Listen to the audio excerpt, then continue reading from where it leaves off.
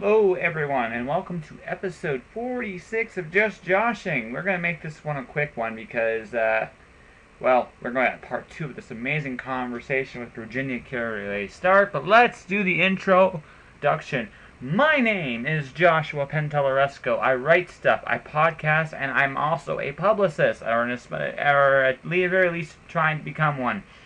I have 2 clients. The first one is Craig DeLuey. He is the author. He's a well-known horror author, fantasy author, and currently he's got 2 different series running. The first one is Crash Dive and Silent Running. They are ebooks. You can find them at craigdelouie.com, worldwideweb.craigdilouie.com. You can subscribe to his newsletter, check out Crash Dive, tell him what you think, leave a review, subscribe to his newsletter. You can also follow him on Twitter at Craig DeLuie, spelled just like I did. My other client is Chris Mars, who has just launched her website, worldwideweb.hauntedmars.com, HAUNTEDMARRS.com. Go there, check out her works. Everything leads back to Alice and Wild Woman being her latest. Her forthcoming book is she's part of a short story anthology called Intersections, which deals with the Ouija board. It's really cool stuff. You can find her on Twitter at Chris_Mars, CHRIS_MARRS. There we go. All done. I'm not going to talk too much. I'm very tired. I just did a 23-hour day on my day job, which sucks. I really don't like my day job that much, but you can't say no to money sometimes. And the other part about it is, I had a really amazing Thursday beyond the working. It's weird. And I think that's what I'm going to talk about today. I had a decision I felt I needed to make, and some thoughts crossed my mind. So I met with a writer in the morning, and it was a good meeting. I thought we went well. We hit it off. We hit it off pretty well when we met, when words collide, and it's nice to see that it's still going. And it's cool because and then I went to the comic shop, and then I just happened to run into a forthcoming artist on Batman. I'm not going to say who he is, it really doesn't matter, other than the fact that I know the guy that's drawing Batman. Isn't that cool? Then I talked to Virginia, who's part 2. We were talking about something she's doing tomorrow, which I'll talk about at the end of the podcast. So yeah, that was cool. And then went to work, and then I went home and got called back into work. But before I got called back into work, I got to talk to my dad.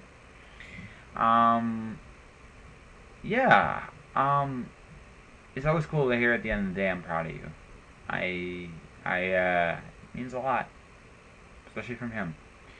And that was my day. I mean, I had to make a big decision that night, and I talked to some people, and they all gave me the same advice, which is pretty neat. So I made a decision, and I don't really regret my decision. It isn't with hard feelings or isn't anything like that. And at some point in the future, I will talk in great detail about that decision. But for this podcast, the important thing to mention here before we go off is, I know some cool people. I am surrounded and blessed to be surrounded by some amazing people, and I am always grateful for that. Episode 52 of the podcast is I'm going to bring out some of the amazing people I know. So yeah, it's been really good. So we're going to move into part 2 here real quick and go from there right after these messages.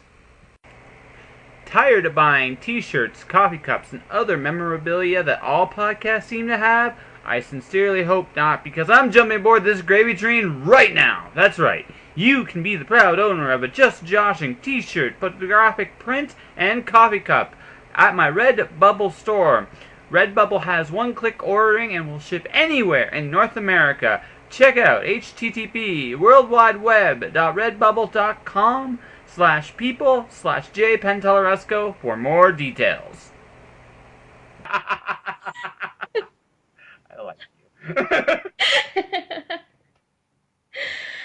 Yeah, I've I have adventure happen to me. I've come to accept this. I do not mean to cause drama, but drama surrounds me. Like, for example, I was on the phone with my husband.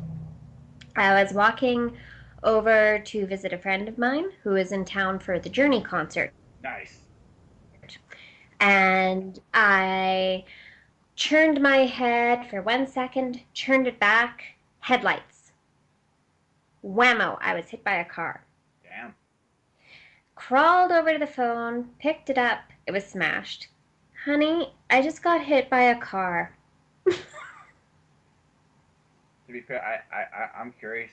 Besides, are you okay? Is there anything else to say to that?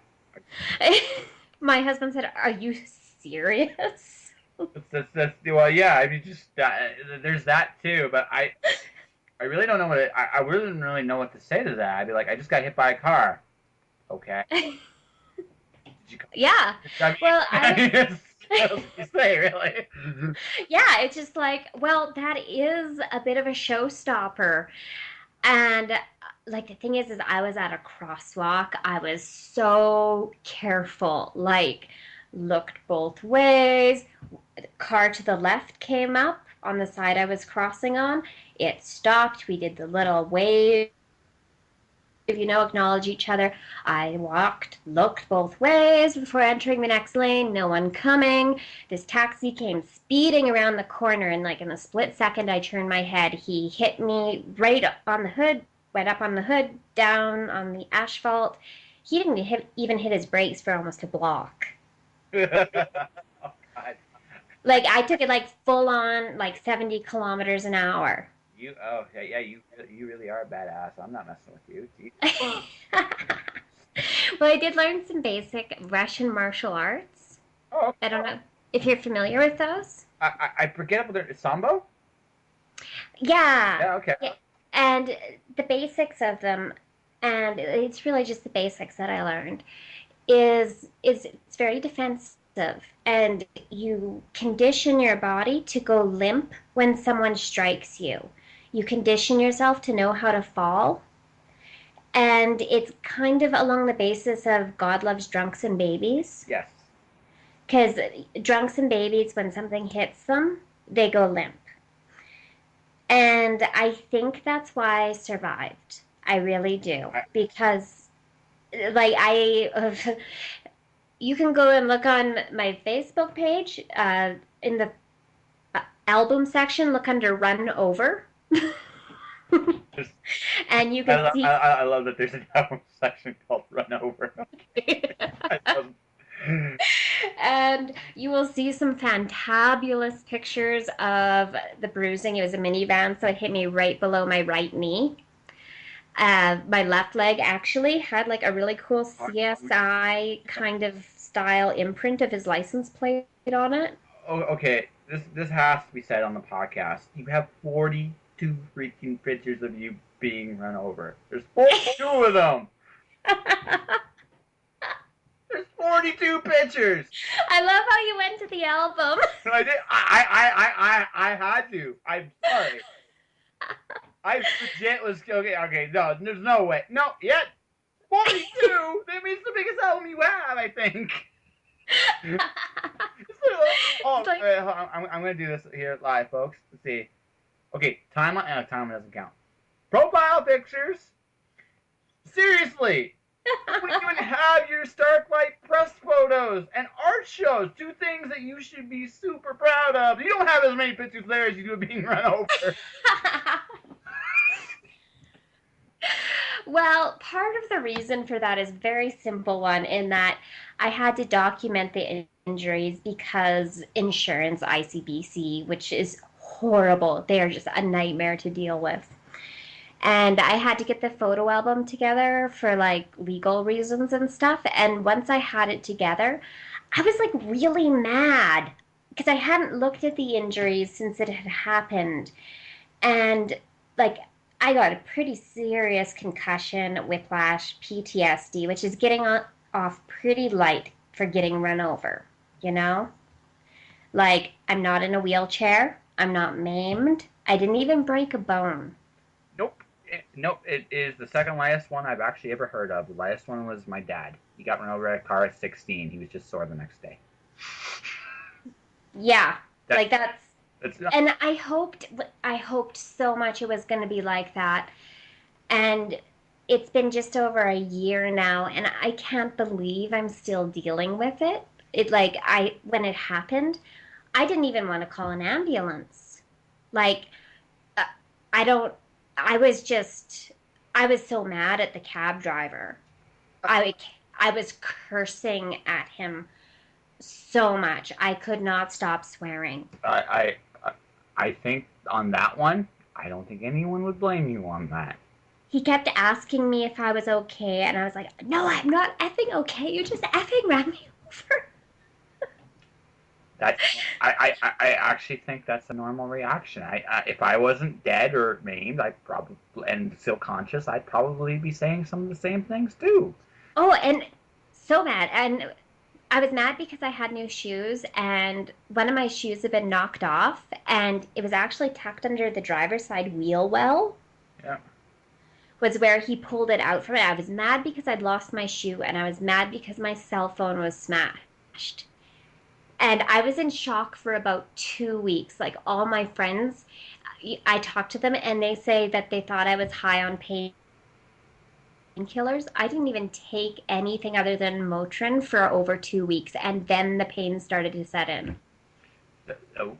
Okay. You got some amazing endorphins. That's all I can say about that. Oh yeah, I was just like, and like the night it happened, I was just like, I'm alive. I took a taxi and I'm alive. Well, yeah, that's again. It's.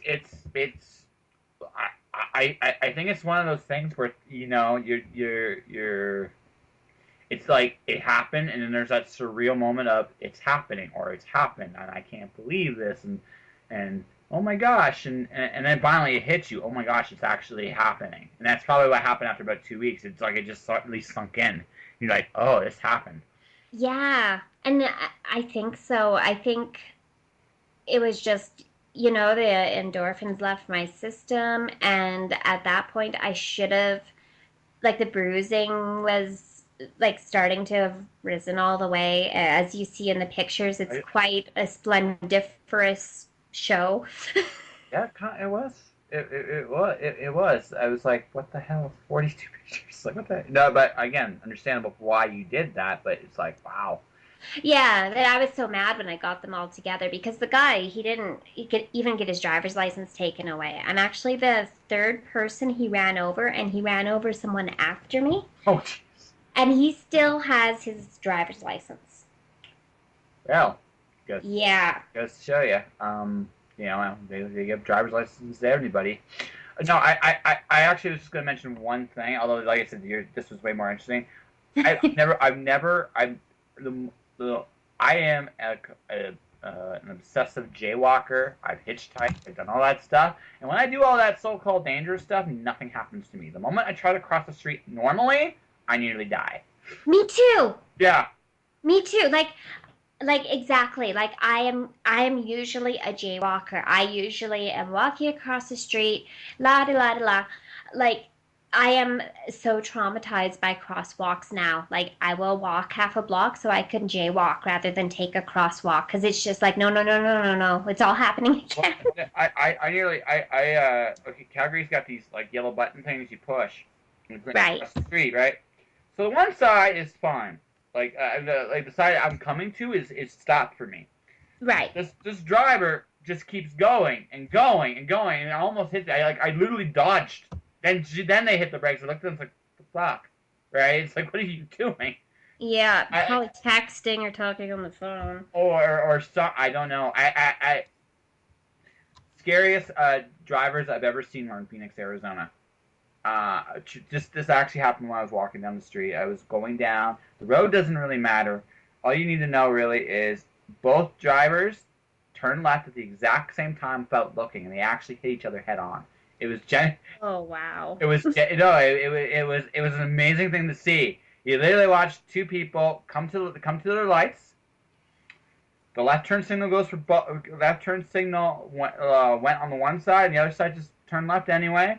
They bumped right to each other. It was because it's a left turn. It wasn't a full on collision, but it to watch that happen, it was like, no way, Wow. no way.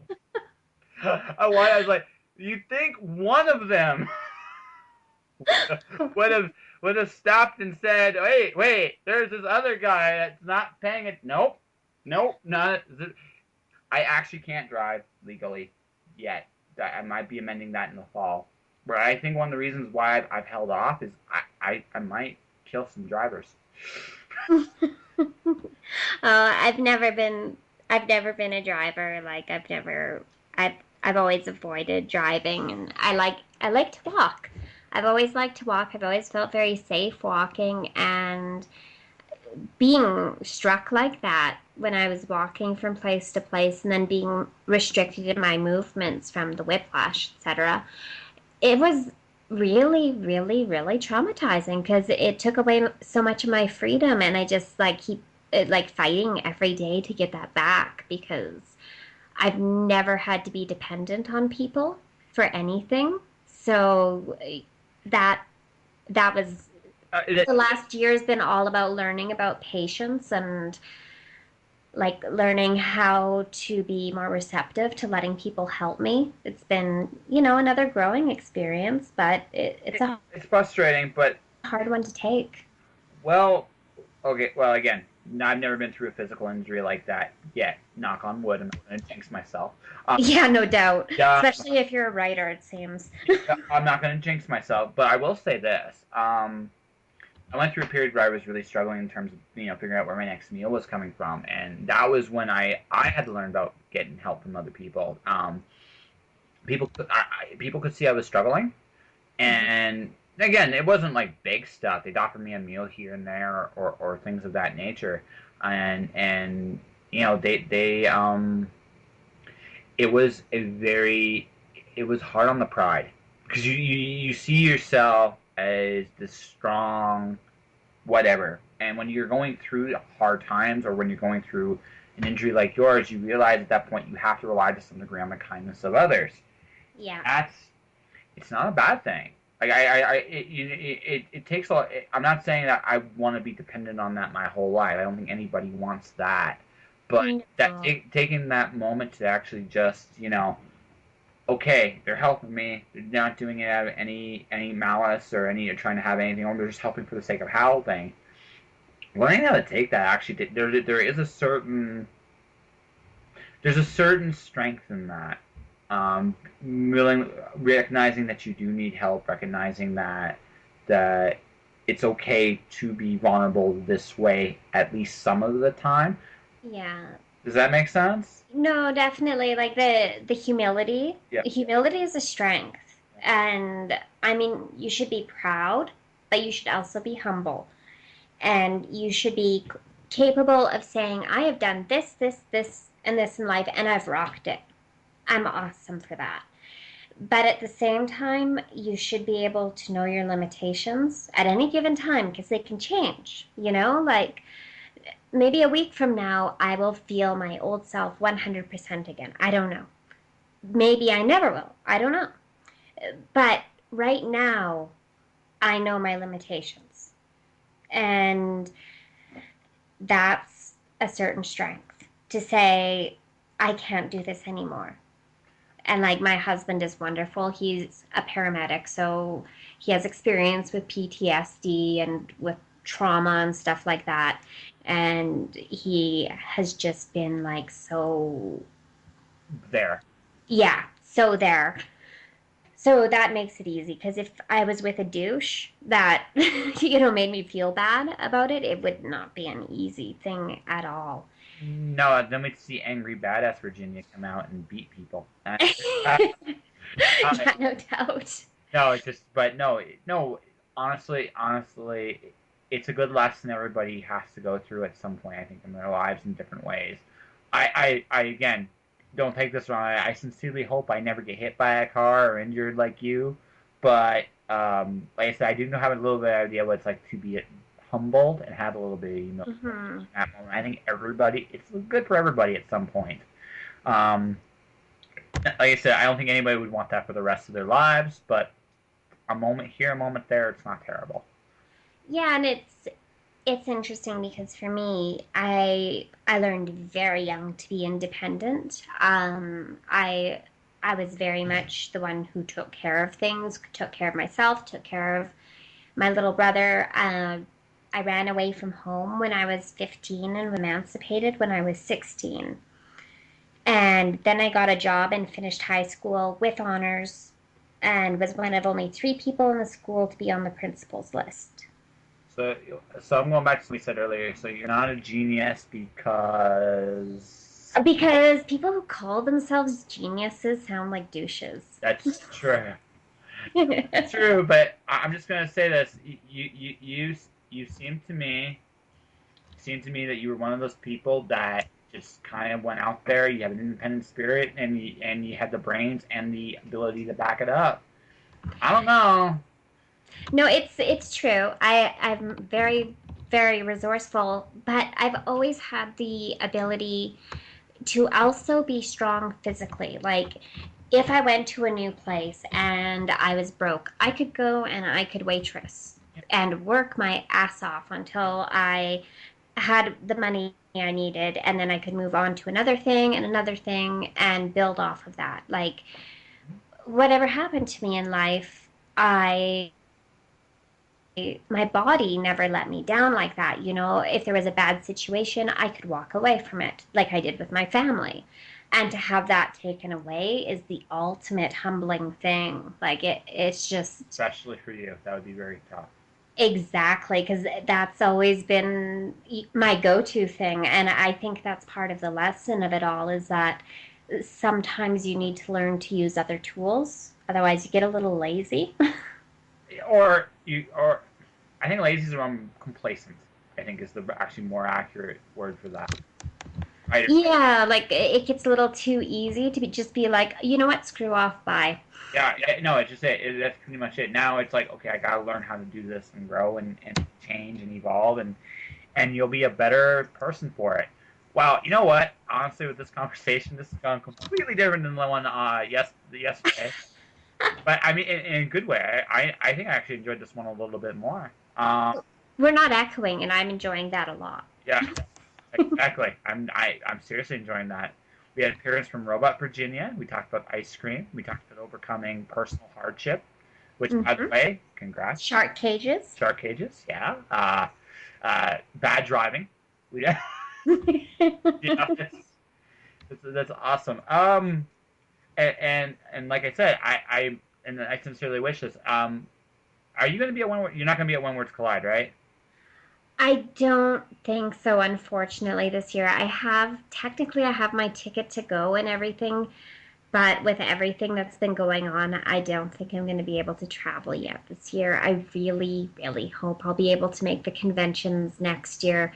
Last year, I was set up to go to When Words Collide and do some workshops and do some panels, and I had to cancel because I was run over. So, Which is, you know, good reason not to make a convention. Why aren't you here? She's kind of run over. yeah, she's been a little bit run over. Yeah, it's. But I'm hoping that once I'm able to travel again, you know, they'll kind of give me the benefit of the doubt and let me do panels and stuff again. That'd be great. I would really like to meet you in person, and because I think no, you'd be really cool. We could have Bailey's and ice cream, and we can keep shooting the breeze and Yeah, definitely. I think that'd be very cool. yeah, totally. And I can meet your husband and see how kind of awesome man he is. Yeah. And that'd be cool. And then I could shamelessly pitch books to you, and you can gently deflect me and go new new new. Yeah. Yeah. Like, totally. I am so there. I do it all the time. No, it's you know, I've met so many cool people from Calgary, and I went to a writer's retreat, met Randy McCharles and Robert Sawyer, and like a whole bunch of other just amazing authors. I was so stoked to go to When Words Collide, and all these other conventions, and then I got run over. And you have to wonder what the universe is trying to tell you. It's like writing was going so well. What? Sometimes it's not the right time. Now, sometimes you kind of wish the universe would say, do it in a kinder, gentler way. But I also get the feeling with you that kinder and gentler wouldn't stop you. Yeah, I'm pretty determined person, I would say. Yeah. So kindly and gently telling you that this is not the right time. Probably that kinder, gentler message would get run over by a Mack truck on your way to breaking out of whatever jail you'd be in to get to the Wentworth side. I'm just saying, kinder, gentler approach probably wouldn't have worked for you. Well, it was quite the message, and I traced back because you remember Journey was playing, and it was right at the end of their concert when this happened, not too long before midnight. Mm-hmm. And I am pretty sure that "Don't Stop Believing" was playing when I got run over. There's an irony. So yeah, it's like, okay, I didn't stop believing, universe, so what? Well, it's just the way it goes. Sometimes like I think you're playing a game, aren't you? No, my phone went off. Your phone went off? Yeah. It sounded like something video game-ish. No, I'm not playing a video game. Not yet. Game. I'd be much more distracted. Yeah, you'd be like, "Ooh, I'm playing. What are you playing? Pokemon Go. Get Ghastly. Ooh, I found Ghastly. Wait, what? We were talking a podcast? Oh, I'm sorry. I'll put down the phone. No, I can't. It's Pokemon. Oh my god, I leveled up. Yeah, exactly. Yeah, your dog is the adult of the three of us. I can tell. He is. Actually, he comes, I have to go to like PTSD therapy, and he actually has become my therapy dog, and he comes with me, and if I get upset, he comes and he licks my face. That is a good dog. And he's big, he's huge. He's like you could put a saddle on him and put like a small child on him. He's huge. What kind? He's bigger than me, like seriously. What kind of dog? If you don't mind my asking. He's a Maremma Pyrenees cross. Okay. So he's massive, and he like when he sits down, he's pretty much can look you in the eye. Oh, okay. If you're sitting down. So I'm guessing super protective. Super protective, and yep. My therapist is so funny. She's like, he is so good with you. That's right. He's like, I'll wear the big boy pants between us. Don't worry. It's like, yeah, I know I'm a difficult person to handle, but at least my dog's here, so you can fall back on him. You can actually put Brandy on that dog, then. He's just big enough where people be like, I want to go. No. The dog would be like, Oh no, I feel really incredibly safe with him. Like my one landlady tried to let herself in to the house, and I was having a bath, and she just decided to let herself in, and I heard hello, and my dog just went nuts. Yep. Like usually he's kind of skittish and shy. He had a traumatic puppyhood, so he's very like scared of people. But when it came like to this is an intruder, he was a different like. Oh yeah, no. Then at that point, it's not about I don't know what to do with people. No, it's like who the hell are you? What the hell are you doing? Yeah, exactly. Yes. The breed is actually they're called wolf killers.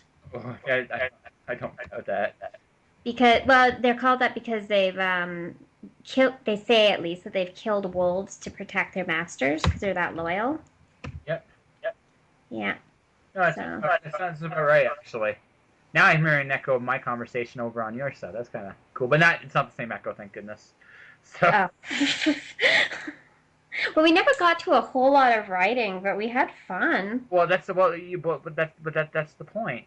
Look, the whole point of a podcast, and this is just my opinion, is to get an idea of don't take this the wrong way.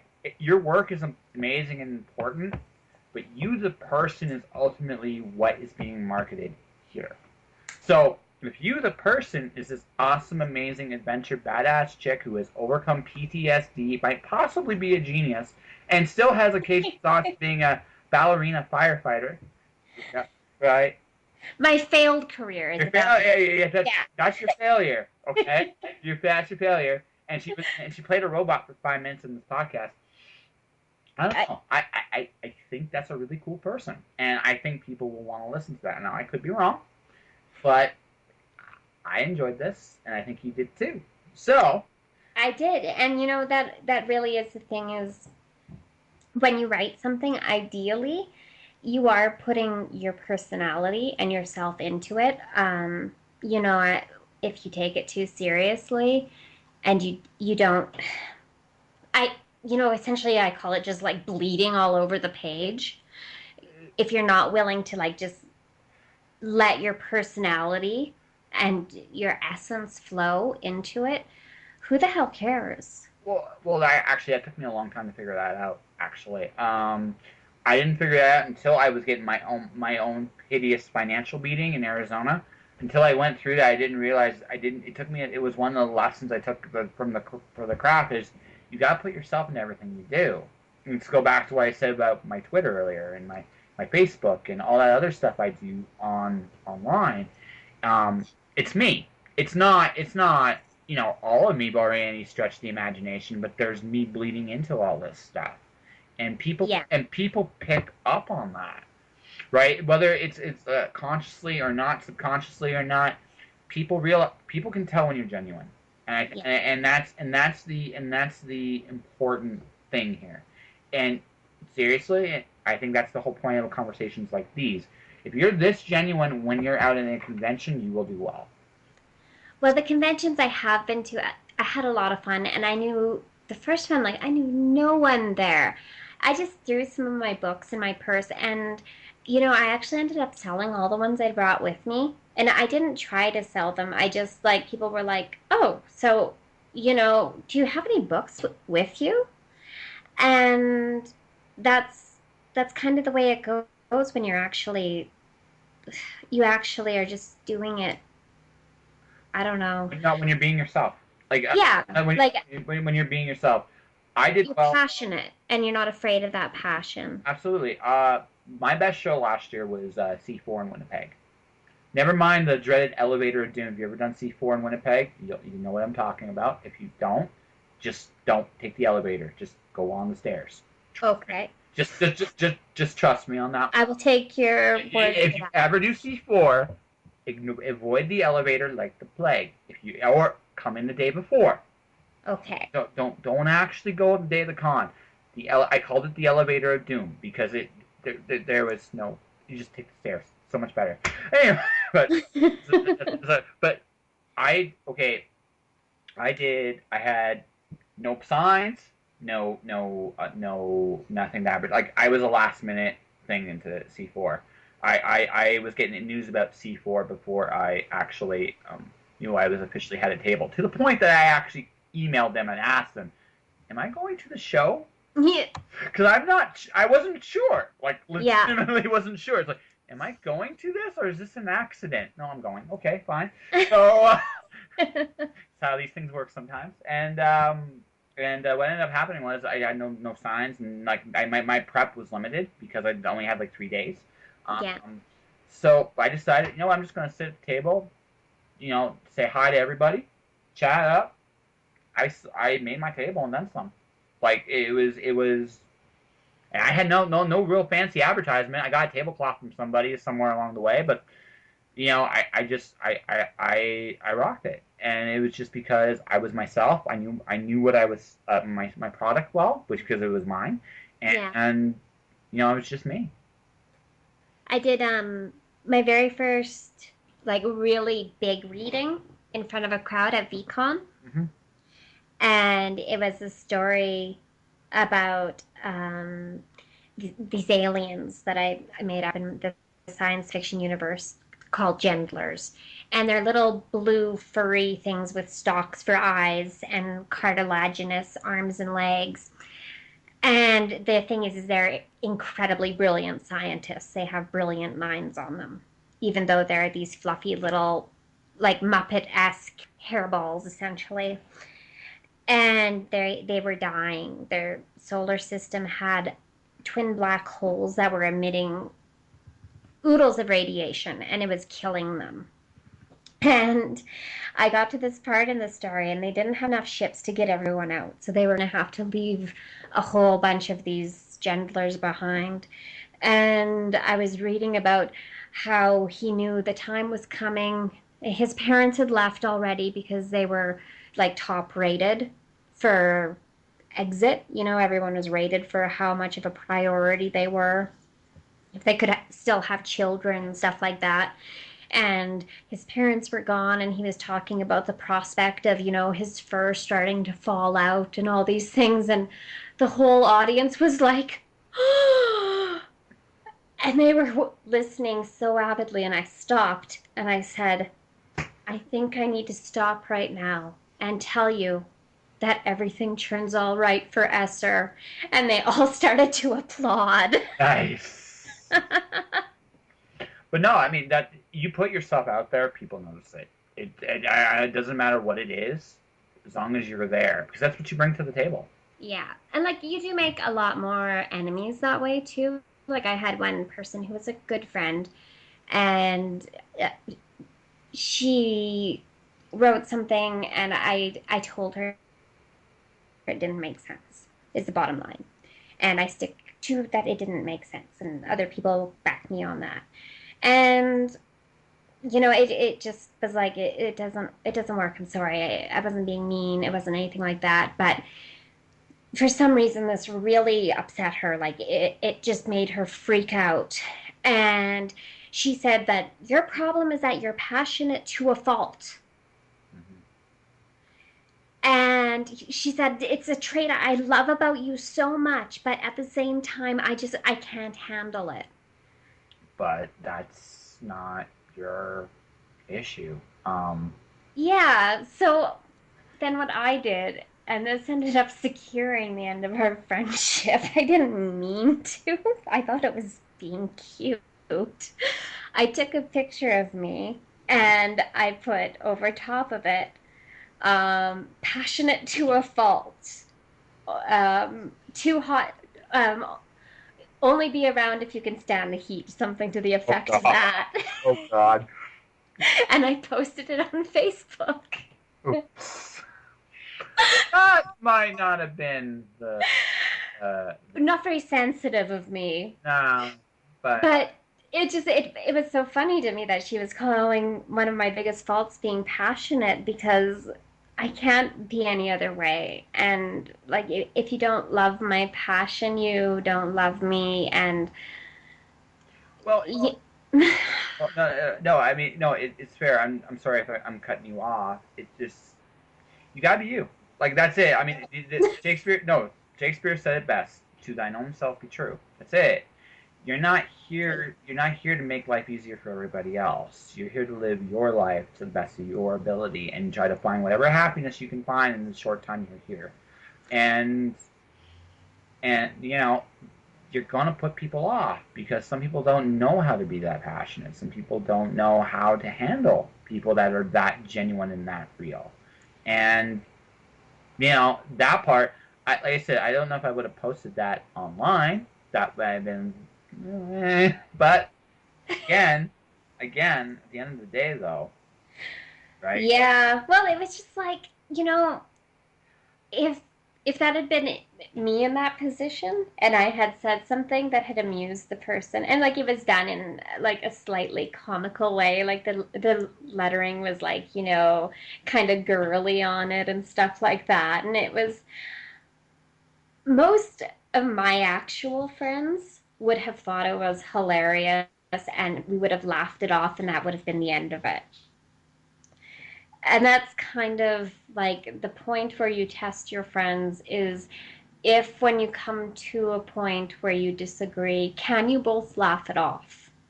Yeah, or at the very least, can you agree to disagree? Yeah, because like to me that was just funny. Like I just thought it was funny that she called me that, and I think that I didn't really even understand even to this day why that wounded her so bad because like she said it and I didn't tag her in it. It's not like I told anyone she had said it. I put it up as a meme, like totally separate. Hmm. Well, to the first part about not making sense, that's just criticism. I mean, writing is, I mean, we are in the rejection business. That is the way it is.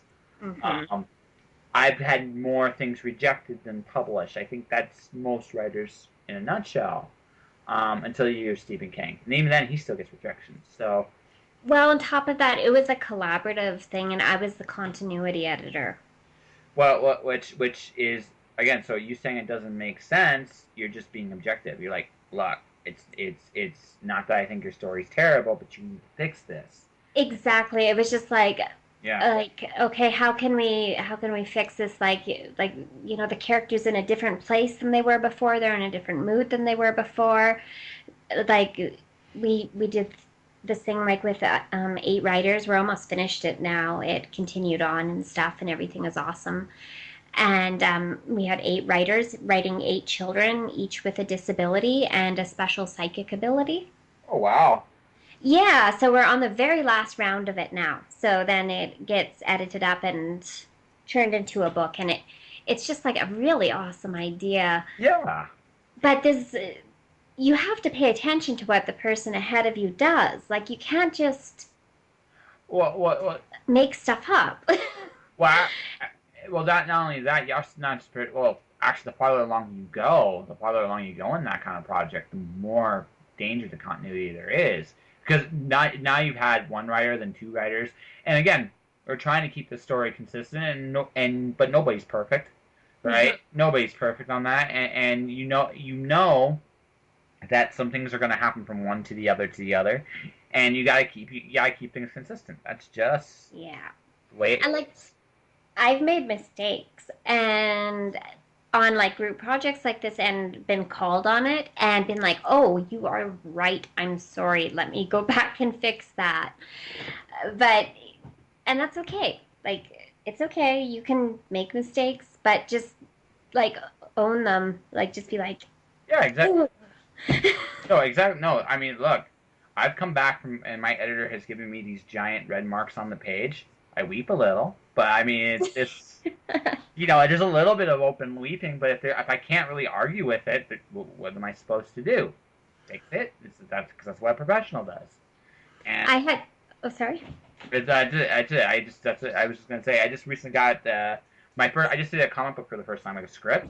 Right. Right. Well, not the first time I did a comic. First time I had a comic book script edited, and I got it edited from a really, really good dude. He's been doing comics for a long time, so I keep making the same mistake in the comic script, and he's like, "Dude, you can't do that. You can't do that," and I can't argue with him. Yeah. It just what am I supposed? But the thing is, also the thing that made him really awesome though was he also made suggestions to fix it because he knew that was what I was trying to do. But Mm-hmm. I've never been edited in a comic script before. So you know, I could have whined about it, or I could have just owned up and deal. And guess what I did? I'm owning up and dealing with it, and now the script's awesome. Well, usually for me, like if I submit something to someone else, I pretty much bend over and take whatever edits they want, unless they're absolutely wrong. Absolutely. Like if they're wrong about like I had someone and I wrote that it was about a ghost and I described them as a shade, and the person was like, "I'm confused. Is there a tree here now?" No, but that's. But again, that's you know what? That's if they're again, they didn't know they don't know the lingo. Yeah, and as soon as I brought it up, she was like, "Oh my God, you're right. I'm so sorry. Yeah, no, Where was my brain?" it happens, right? Yeah, and like I am perfectly fine to change whatever. The best compliment I ever got was from this one editor, and I had made all the changes she told me. I didn't say a word about it, just sent it back. And then about a week and a half later, she sent me an email and she said, I changed back about half the things that I had you change, I think you were right to have had them there. And that's an awesome compliment. The best compliment I've ever gotten from an editor was there were pages that were completely blank. They're like, I can't find anything wrong with this. Yes, I did my job right. Then the next page was completely red, but there were pages at least that were blank. That was good. It's like yes, and no, I've still got a long way to go. Yeah. Well, I guess it's time we have to do the point where you shamelessly plug stuff. So let's do the point where you shamelessly plug stuff, and then we'll finish talking off the air. So, Okay. yep. The best thing to do is to probably go to Virginia Stark .wordpress.com if you're looking for anything to do with me or contact, because it has a nearly comprehensive list of everything that's upcoming and everything that is. Other than that, a good deal of my projects go through Starklight Press, which is just starklightpress.com. And if you want to find out about the very huge, massive science fiction universe that my I'm involved with, along with quite a few other people, you can go to GAF, that's GAF, mainframe.com. And there's like encyclopedia articles about all sorts of aliens, and it's almost like a wiki sort of thing. There's free writing that you can read there, free stories, pretty much on all 3 pages. So if you want to discover more, that's definitely the place to go. Okay. One last thing. Places. One last thing. Twitter and or Instagram. So people can find you that way. Twitter is at tweets by VC, Okay. and that's I don't remember my Instagram. I'm bad at Instagram. No, it's okay. It's okay. One. And otherwise, you can find me on Facebook, and I have an open Facebook page. So if you put in Virginia Carraway Stark on any search engine, you're gonna find me. Awesome. All Yeah. right. No. So that was Virginia Carraway Stark. Yeah, we hit it off really well. I still talk to her on a regular basis. She is a very, very, very fun-loving, sweet woman. I feel very, very fortunate to have met her. Um, or I met her online, I should say. I'm hoping at some point to actually meet her. But anyway, I'm going to be doing some kind of fun tomorrow, so I'm just putting this out there. I'm doing a poetry marathon with her at poetrychallengefun.wordpress.com. I'll be writing some poetry. I'm not sure what I'm going to be writing about, to be honest with you, at this point. I'm just doing it just for a half day because I got some things to do tomorrow, but I want to be part of it, and this seems like a fun way to introduce myself to that community. Virginia is an awesome human being. You should check out her work. I encourage you to do so. And with that all said, well, that is another episode of Just Joshing. Claire Marsh is my next guest. It's going to be a good one. I promise.